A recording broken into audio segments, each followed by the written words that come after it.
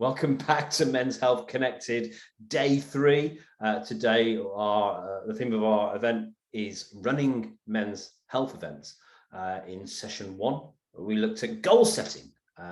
When you're starting to do an event, what's the goal that you want to achieve?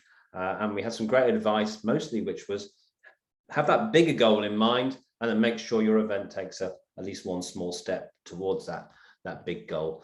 Last session, we were focusing on location. Many of us know that going where men are is an important thing if you want to engage with men, but we also got some nuance around that. Don't just go to a location where men gather and expect it to work. Make sure that you set up the right kind of space within that location to make your event really work for men.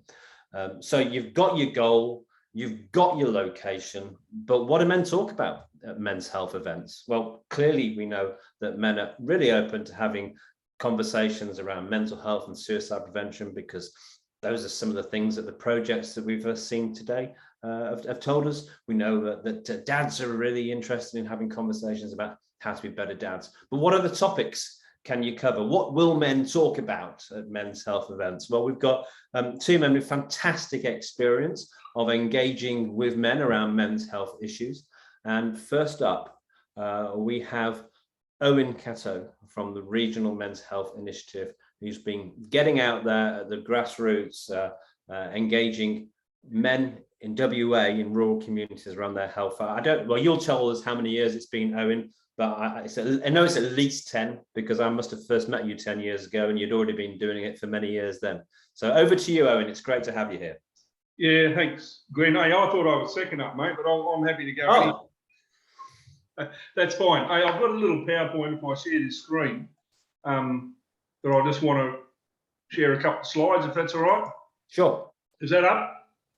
Yeah, and if you press that sort of TV-looking thing at the very bottom, you get full screen as well. Yeah.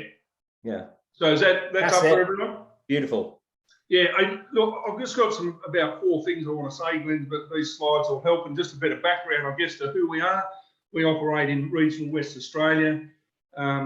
Regional, rural, remote. We do over 300 gigs a year, and they're usually out in areas where we're the only person there.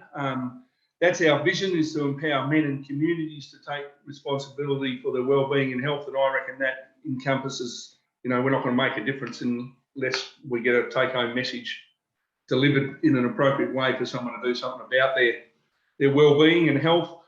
We do 3 kind of things, I guess. We do warrior education sessions, and we run a fast-track pit stop program, which puts a couple of thousand blokes across the pits every year at rural agricultural shows and events that we go to. And that involves around, a machine, but measuring our waist and our blood pressure and our mental health capacity through some questions. And then I reckon advocacy is a pretty important thing, and what AMH does, or Glenn through your organisation, which is fantastic, leading the way. And we look at you guys as our peak body, because we need some more bums on seats to get traction for men's well-being and improving the stats, which are set against us. So we've got our signature message, which is talk to a mate, and our organisation provides short-term resilience and referral pathways to a lot of people. We've got 5 of us on the road, 5 community educators, and we cover that's our space. I don't know whether you can see that very well for the guys, but that's a map of regional West Australia. The little red dots are where we go. So we fly, we drive, we scratch and kick and get to where we've got to get to in any ways and means. But before COVID, so 2019, we did over 320 gigs around regional West Australia, and they're in some interesting spots, which I'll show you some photos in a minute. But I guess what I wanted to talk about is what men talk about.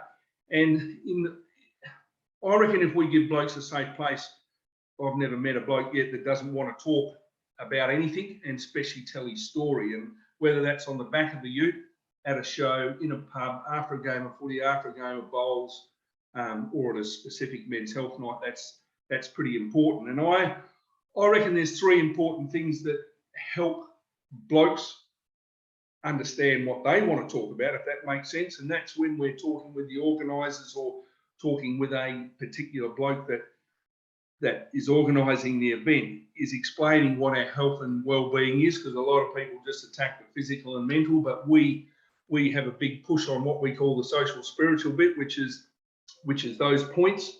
It's our sense of self, our sense of belonging, sense of hope, sense of purpose, passions and interests, and it doesn't matter of our age, if we're 18 or we're 50 or we're 70, if we haven't got some of that capacity built in our life, or when the shit hits the fan, we struggle. But that opens up what blokes want to talk about and how they see their health and well-being. So that's pretty important.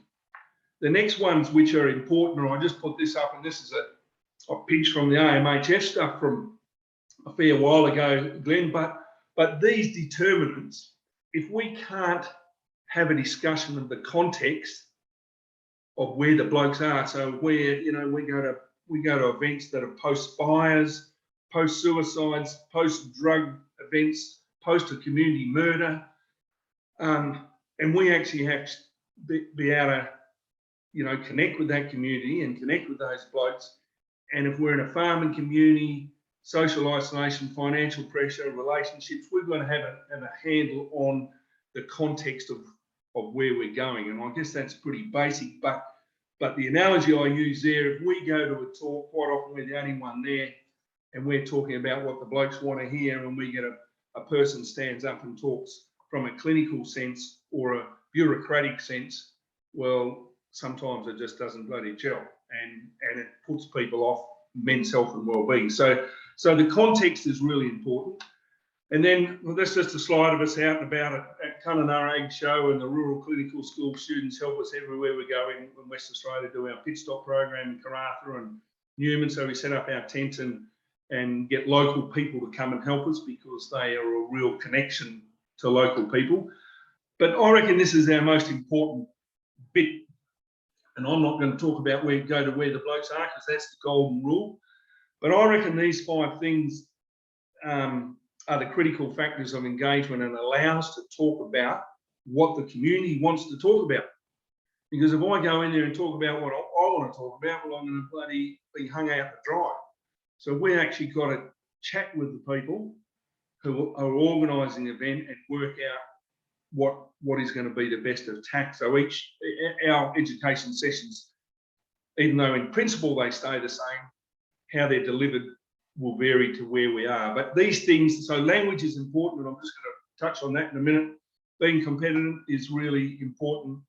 Use of humour, and I reckon having that empathy and connection, and just listening earlier, when we're at an event, and quite often we'll have a conversation, whether it's, I'll show you the topics in a minute, and we'll have someone come up and tell their they'll just stand up, won't ask the question, but they'll tell their personal story. So whether that's on cardiovascular, prostate health, attempted suicide, or a road accident, it's really powerful stuff. So we need some empathy and connection. And the other thing for blokes, is probably not telling you anything new, but when you go to an event, we have what we call advocacy supports or advocacy assists. And if I'm in Esperance or Kununurra or Broome, around regional West Australia, or in a small country town, I've got to know part of that, what the blokes want to talk about is where can I get help on?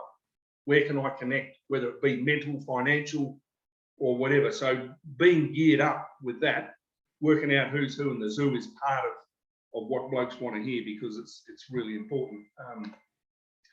Just another slide. Sorry, go back to that. The Codgin, a guy, Mel Willison, we just go out and he does these crossroads breakfasts in the middle of nowhere at beginning of seasons, and in droughts and the dry periods, they were really important stuff. So we'd get there at 6:30 in the morning and have a stand-up session with the blokes, and just, I guess, talk about the vagaries around dry seasons and looking after ourselves.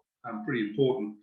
I just want to, so critical factors about, I just want to expand a little bit, not a real bit, on language. And I just reckon when we get to talk about mental health, when we go and talk about mental health and well-being, we don't go and talk about depression or bipolar disorders or diseases, other diseases from a clinical sense. We actually go and talk about what our real life mental health and well-being is encapsulated in. And I've never met a bloke yet that hasn't said, I'll just point to our chart, our mental health and wellbeing gauge, and the system wants to talk about that end bit, the mental illness diagnosis. But we'll be at an event and a bloke will say, shit, Owen, what you've just talked about, I'm in that orange.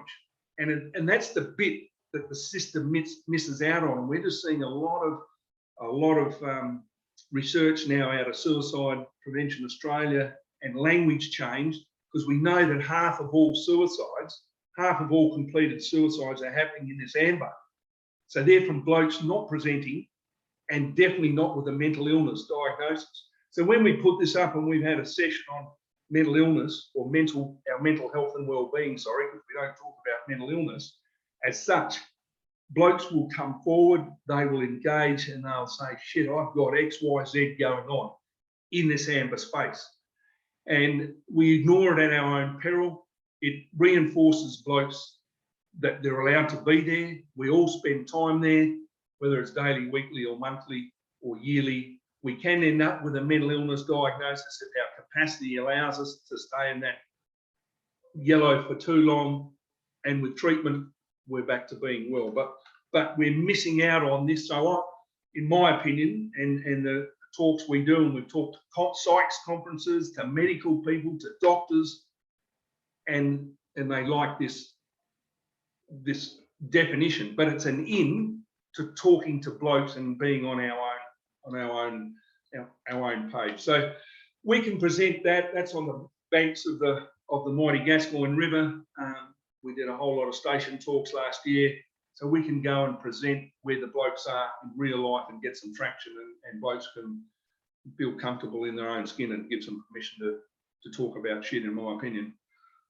So look, that's just I just reckon the context, the critical factors of engagement are really important. And then this is, I hope you can see this slide, this is our suite of our education sessions. Even though there's 10 talks there's actually 14 talks, and they're about wellbeing tips, physical health, mental health, social and spiritual wellbeing. And we've got talk to a mate looking after mate's suicide, communication, progression planning, which is advanced succession, men's sexual wellbeing, which is very topical at the minute, and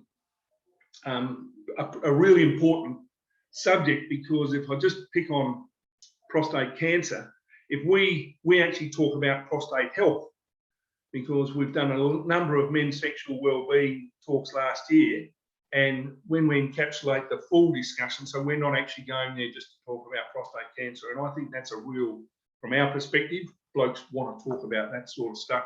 Working safely, dad's talks, and parenting talks. So I reckon if the place is right, your language is right, and you've had a really good chat with the organisers and you know where you're going, there is stuff in there that we need to talk about, but the organisers will come back out to us and say, our blokes want to talk about X, Y, Z, and it'll fit into our suite of talks, if that makes sense. So there's no rocket science about it, but it is connecting and knowing, trying to get to know your audience and where you're going.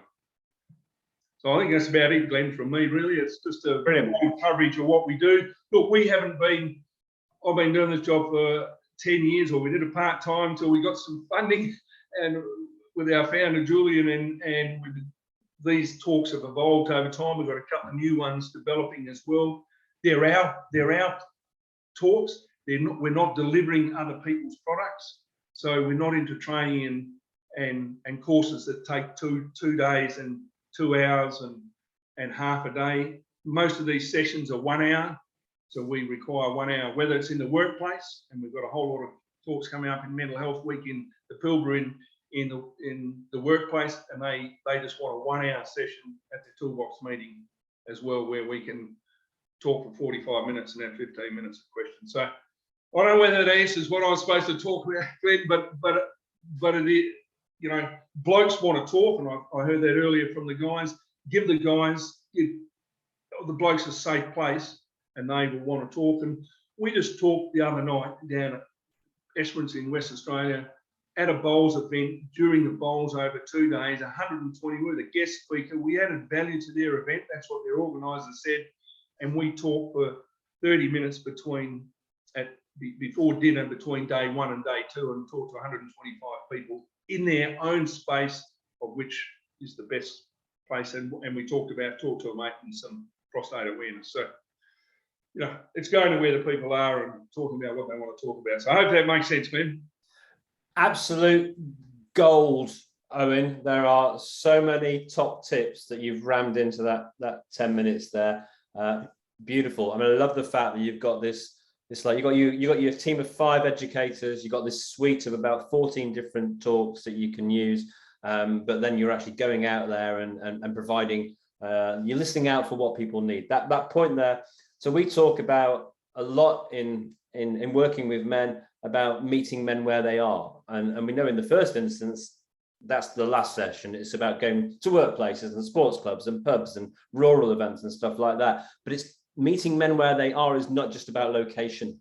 Meeting men where they are is understanding where they are in life, what's important to them, what they want to talk. And that's exactly the key point that Owen was making there.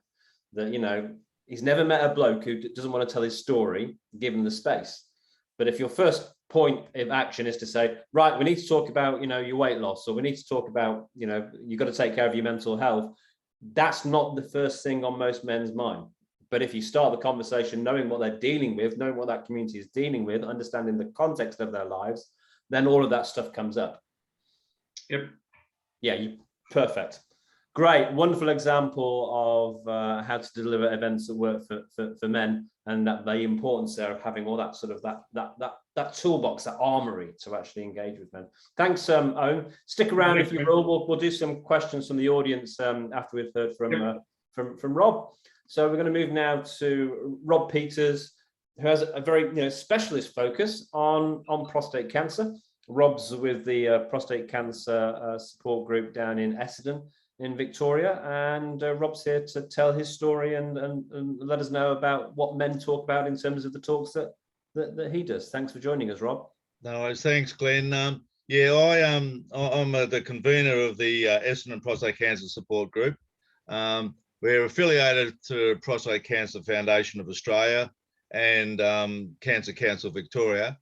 There's about 130 odd support groups in Australia. There's 22, I believe, in Victoria. The problem we have, of course, is that men are men and don't want to go to support groups.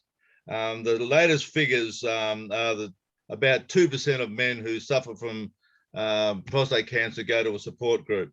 And so they're really only relying on the medical advice that they are getting, and not any peer support that support groups can provide, which is a problem. But the guys that come there now, it's guys and their partners. We encourage most of the groups, I think all the groups now allow women in, because it's deemed that the carer, the partner, is heavily involved in the diagnosis, the treatment, and the recovery, and so they're encouraged to come along as well. Every group is run individually by a volunteer like myself, and so all the groups run their meetings differently. Some are still meeting by Zoom for the fact that the COVID's still around, and if they have advanced cancer, they don't want to get anywhere near where they may get COVID. But I believe most are now face-to-face again, which is always handy. It's a lot easier. The thing that we emphasize, and particularly in my Essendon group, is we have two criteria that we mentioned at the start of the meeting. The first one is that we don't give medical advice. I'm not medically qualified. If we have a guest speaker who is medically qualified, obviously that's different, but we don't give medical advice. And also confidentiality. Our discussions can get very itty-gritty. It's when you start talking about erectile dysfunction or incontinence, it can get very, very personal.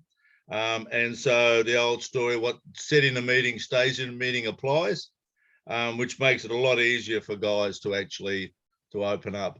And so that makes it conducive to people who have just turned up, new people, that they know that their story is not going to be spread all over the place. We have guest speakers. We have a psychologist coming along once or twice a year to give us a brief and to answer any questions. We have urologists and other medical specialists come along. The discussions generally around in our meetings, we have what we call a medical round robin, where we go around the room and we ask people what's changed. If we have somebody new, I'll get 3 or 4 people to tell their story so that the new person will understand that we are going through, or we have been through, the same journey that they're going through, which makes it a lot easier. You can actually know that there's a light at the end of the tunnel, because everybody hears the word cancer and they think, I'm going to die. And when they introduce the people at the support group that have had the same treatment and diagnosis and are happy and well, that alleviates that problem quite dramatically. And so the medical round robin will go around and the men will talk about their story and update the rest of the group on what happened if they've had more tests. In our group, it's a general health check as well. We have a guy who's got bipolar, and he will say what treatments he's having and everything else. So it's a general medical round robin, so that it involves everybody, and everybody's actually involved in that group. I don't other than select the guys who will do the talk, if there's a new person there, I just let the conversations flow. There's no topic that's taboo. We will talk about absolutely anything that a guy wants to, as far as his prostate health or his own health, in actual fact. But it's usually based around either incontinence or erectile dysfunction, which are the 2 side effects that can occur after treatment from prostate cancer. So they're the main things that we talk about from a medical point of view. But if I want to touch on another activity that I'm with as well, where I'm in an over 50s social group, and they have dine outs and play cards and bingo and everything else. And because of my experience with the prostate group, I actually formed a men's group, because I noticed men at dine outs and all that either don't speak a lot or just speak about the general football or whatever else. So I now have a meeting once a month of anyone who wants to turn up at the pub. We talk for an hour and then we go and have a counter lunch. And at that talk, I'll allow the talk to go to wherever it's going, football, music, whatever. But then if it's just general chatter, I'll introduce another subject. For example, prostate cancer, obviously, erectile dysfunction, children and grandchildren and how you get along with them, future job. If you had to get another job, where would you go to? Just to get their mind ticking over. And even understanding partners, which we haven't got an answer for that yet, but we talk about it a little bit. Just to get the men to talk about something that they don't normally talk about and had to use a grey matter to talk about. If a subject comes out naturally, then I'll let it flow. But if we're just, as I said, if we're just talking about the footy or something else, I'll introduce a subject. One of the things I do with that is I make sure everybody has a say. There's 2 of us, and I'm including myself in this, 2 of us that like to talk. I make sure we don't do all the talking and that others do, because I think in a group environment, if you've got a shy guy, he's going to end up not saying anything because he won't get a word in. You've got to allow them, because their opinion is just as important as everybody else's, and the benefit has to be for them as well as all the others as well. So I make sure that they choose or they give their opinion on whatever subject we're talking about. So it's generally any subject to do with men that we don't normally talk about in a social environment, because I think that it's an opportunity to do that, and to be able to free them up to talk.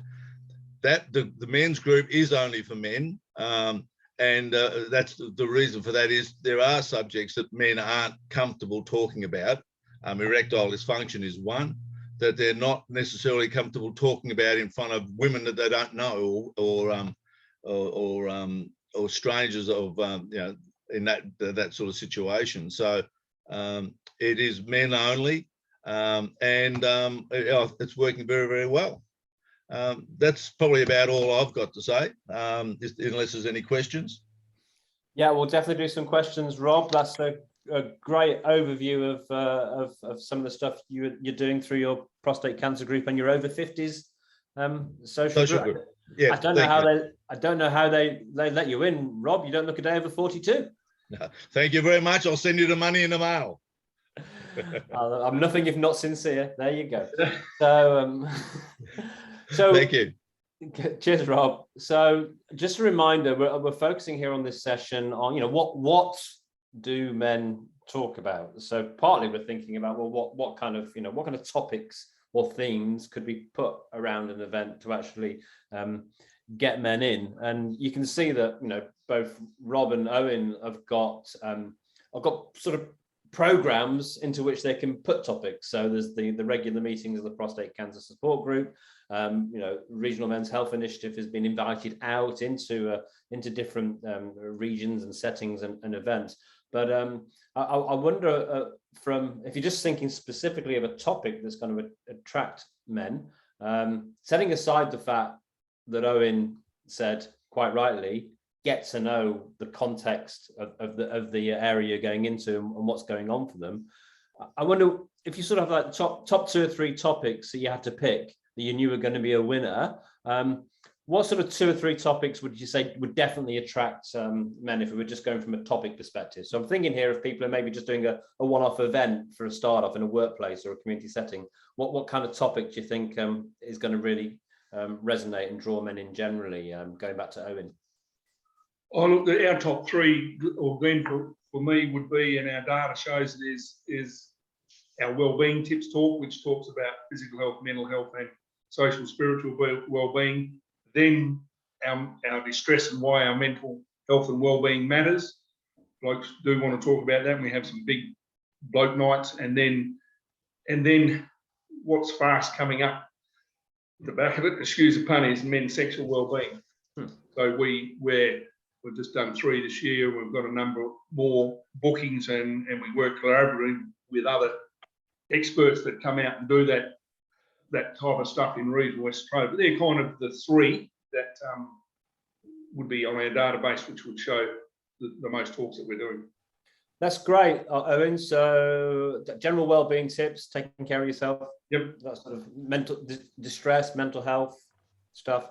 And then the sexual well-being. So is that sort of largely urological? Is it prostates and cancer and erectile dysfunction, or is it also about kind of sexual relations and sex? Yeah, look, it's a bit about relationship and communication. The difference between men and women, because we need to talk about that, and then prostate awareness and prostate cancer and erectile dysfunction, Gotcha. and testicular cancer. So yeah, pretty important. It's great. I mean, I think we've been pretty good at talking about sort of sexual disease, but not so good at talking about sexual health. Yeah, look, and I reckon in the field that we're in too, Glenn, is this health and well-being is we've got to put well-being with everything we use. And if you just look at the latest suicide strategy, that well-being word's been put in there, and then that encapsulates that we can talk about a whole lot of different stuff, and it also encapsulates with blokes' minds. I reckon that they're going along to a night to have a bit of fun, to feel free to talk about whatever they're going to talk about, and yeah, just opens up a agenda more than actually being a very specific, you know, a depression night or a bipolar night or a you know, health night, a cardiovascular health night or something. Yeah, come and have a fun night talking about depression. Yeah, come and cheer yourself up. That's it. Right, no, that's really interesting. And like the bit you're talking about you know, relationships. I mean, you know, a question earlier on today was, does anyone do, you know, talks for women to sort of help women understand men? And you know, Mary talked about that, and then Rob. You know, we've got a really good talk. Sorry, Glenn, as well. It's communication, and our communication talk. We deliver that half to ladies, half to blokes, roughly. And last year I did about 7 of those talks to just ladies only groups, and that scares the shit out of me. Like, it's when I go in there to ladies, excuse the pun, and the biggest group was 150 ladies. Wow. And but we just use our sense of humour, our slides, and that talk changes very little between the blokes and the ladies. And the most overarching comment from the ladies is, geez, I wish I'd learnt more or been told this earlier on in my marriage. That is a very common comment, because you know, we are different and we don't acknowledge that enough. You know, scares the shit out of me too, Owen. Who's that? Talking to groups of ladies. Yeah, Mary, right. scares the crap out of me when I have to go and talk to women as well. So. That's good. Great. And then Rob, you were talking about opening up the can of worms, which is understanding our partners from the men's perspective as well. So there's this two-way process that needs to go on, right? Yeah, I think it's important too to get to hear other men's opinions on all those sort of subjects. You know, you have your own idea of what women think or what an outcome is going to be, or what depression means and all that. But to hear another man's opinion of it, or several other men's opinions of it, generally reinforces or clarifies your thoughts, and it might even give you more ideas on, well, maybe my idea was wrong, maybe somebody else's idea. But you don't get that out of a textbook. You get it out of hearing face to face somebody else who's lived that experience. I've run about 3 forums, men's health forums, through the support prostate support group. And the one thing I don't say is it's a night about prostate cancer, because no one except me will turn up. And whilst I do like talking, I don't necessarily like talking to myself. So because I hear myself too often. And so we have things like we had diabetes, kidney health, heart health. So it's a men's health night. Got people there. We threw in prostate cancer, of course, but it was the other subjects that, again, you have to get their interest. They're not going to come unless they're interested in something that you're going to talk about. Brilliant. I've got a question from John in a minute. I'm going to put you on standby, John, to come and ask the question, but I'm going to come back to Owen now as well. You sort of touched very lightly on the fact that you often have a bloke tell his story, whether it's about cardiovascular disease or mental health issues.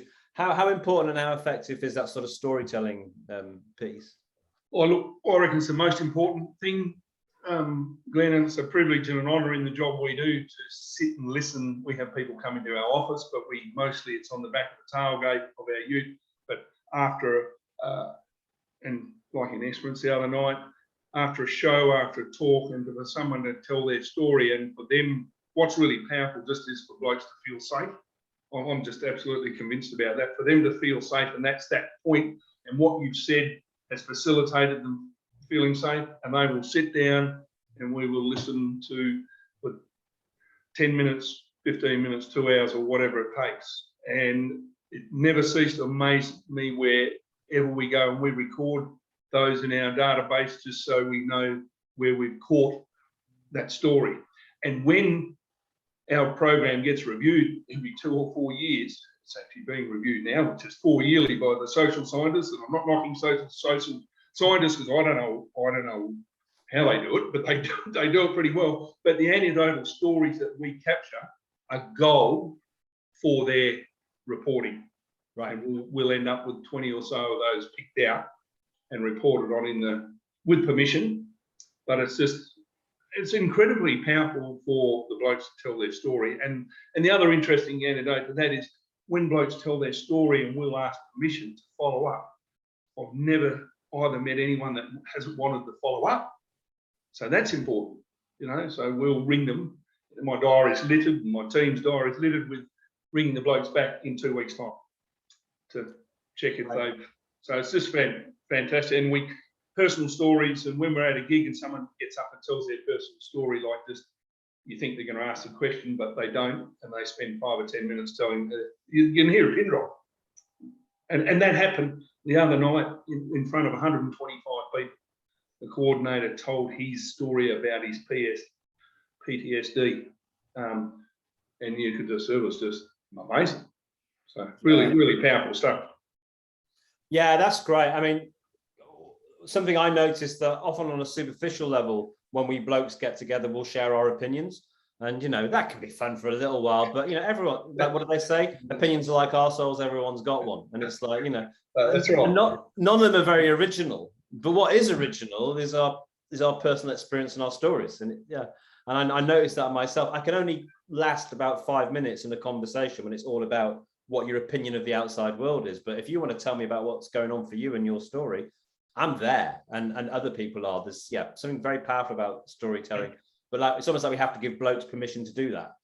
We do, and it doesn't matter what format either, Glenn. I reckon we've been at like a post-suicide event, and I've been at a post-murder event in a community, and we had 175 blokes turn out. And that permission giving that night to allow blokes to feel the way they felt and tell their reaction to what had happened was just the powerfulest thing I've been part of.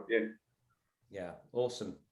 A point was raised, I think it was in the second session. I didn't have a chance to pick up on it, but it was about sort of that little conversation on the side as well. That I mean, you're talking there about a bloke will stand up and share his story in front of everyone. But I've also found, and I've heard this a lot from other practitioners, you know, whether it's GPs or psychs or whether it's people going out and doing bigger community events, that often the bloke will wait till like just at the very end, just over the tea urn or in the corridor after the session or something. So is that something? So the majority of our personal stories, Glenn, are that in that category. Occasionally they tell their story in front of the audience, but the majority are catching you when you're packing up, when you're doing whatever, and want you on your own to till 10, 15, 20 minutes or whatever time. Yeah. So I think the lesson here is that there's that myth that men don't talk or men won't be interested. Don't run a 30-minute event and then just go piling in there and expect men to talk. You've got to be prepared to actually really invest and to be really interested and really listen. And if that means that the talk happens for 15 minutes after the 30-minute session, you've got to be ready for that.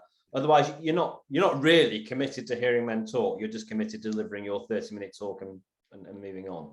Yep. Yeah. Great. John, you had a question or a comment? Yeah, I did. Thanks, Glenn. But guys moved on, but it's all gold.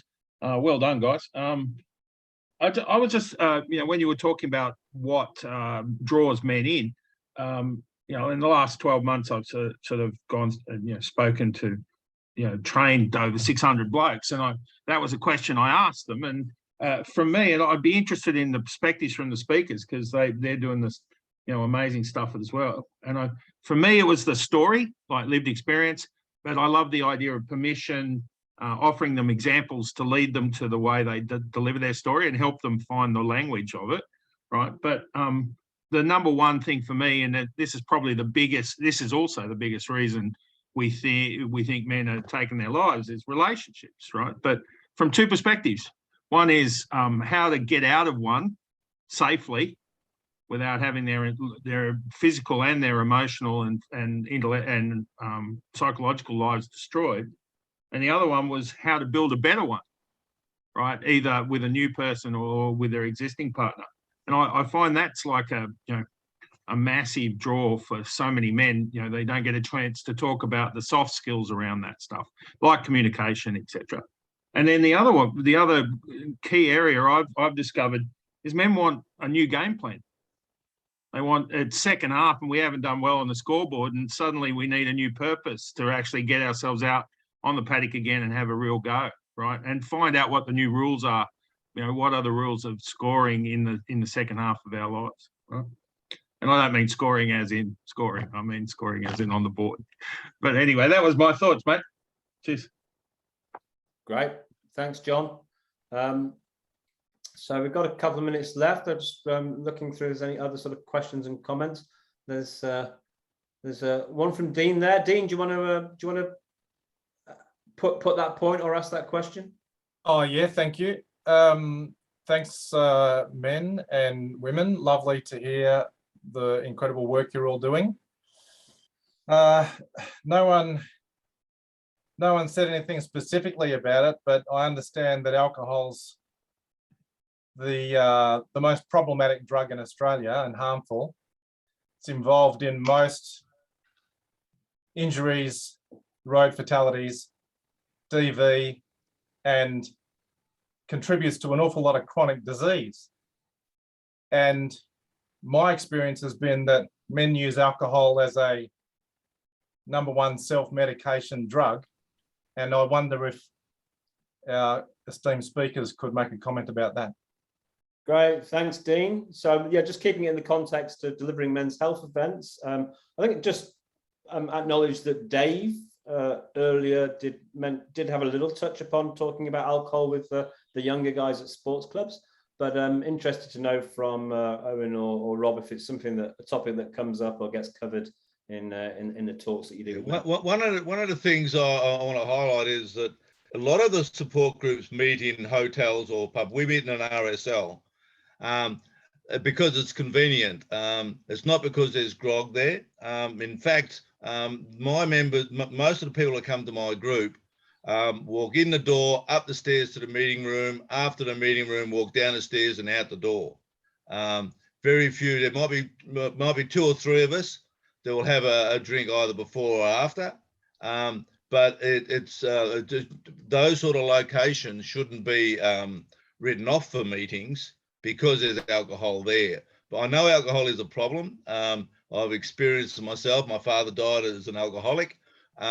So I know the problem's there, but we've got to be realistic as far as locations that we want to have them in. Great. Yeah, I'd comment as well that a lot of our events are alcohol free. A lot that's by the choice of the organisers, but we go to a lot of events where alcohol is there. And whilst alcohol is deemed as a serious issue, and we talk about it a lot with our young blokes in footy clubs, but I think the biggest self-medicator, rather than being alcohol and inhibiting us, is that in the work we do is for blokes is talking less and working harder. So we go into our cave and shut down, and if we can get those 2 self-medication things brought to from the bottom up, well, then we're going to engage with blokes a lot more, but being aware of the other things like sex, drugs, and rock and roll as self-medicators for bloke, of which alcohol is one. The biggest inhibitors or self-medicators definitely for us are talking less and working harder for blokes. So we've got to bear that in mind. Great, thanks. Look, we're nearly at time, but there's another great question here which really sort of deepens this part of the conversation. So Phil Lamport, if you're there, just get ready to chuck it in, if you will. So we're talking about what will men talk about, but Phil's raised the question of well, what about how men talk? So Phil, could you make that point? Yeah, sure. Thanks, Glenn. Yeah, this has been a frequent topic, but certainly more recently with us at Dads in Distress, it's something we constantly kind of have to manage. And I'm just interested what you guys' thoughts are on whether the sharing of stories should be framed by rules. By that, I mean, do you ban, people from swearing? Do you say they're not allowed to be angry? Are they not allowed to, in the case of going through a breakup, make any sort of derogatory remarks about the nature of women? Or is that helpful to sort of frame that, or can it be damaging to the person when we stifle their ability to express themselves and therefore move on and heal? Great question, Phil. Yeah, there's a lot of conversation in the mental health space about, you know, safe talking and how to talk safely and use safe language. But I'm really interested to get your thoughts, Rob and Owen, on the language that men use to speak. Do we need to manage and police that? Look, if I may start, I say no. I'm over, Glenn, over safe talk, and I'm over bloody, especially around suicide and how we engage with blokes. If the number one thing is to get blokes to talk, and when they talk in their language, in their context, we've got a chance. But if we try to put safe talk principles and guidelines in place, for me, it's bullshit. It's that clear. We've actually got to engage and allow blokes in their space with some rules. What Phil said, what stays here, what's said here stays here, some real basic stuff. But language, even around suicide, for example, is we know a conversation in whatever context or language I have is better than no conversation. That's what we know. That's what the research tells us. So we can't filter this stuff out for blokes, because it will inhibit blokes from talking. That's what we experience anyway. Yeah. Our main concern is if somebody has an anger problem or whatever else, they consequently dominate the conversation. So we'll make sure that they're allowed to vent, but it's not taking up 20 minutes of a meeting time, because as everyone said, this is their opportunity to talk. We're giving them that opportunity. We just have to monitor its length and its veracity, I suppose. But certainly we don't have any limits on language. We don't have any limits on topics spoken, but you've just got to keep the ball rolling and make sure it's relevant to all those who are present.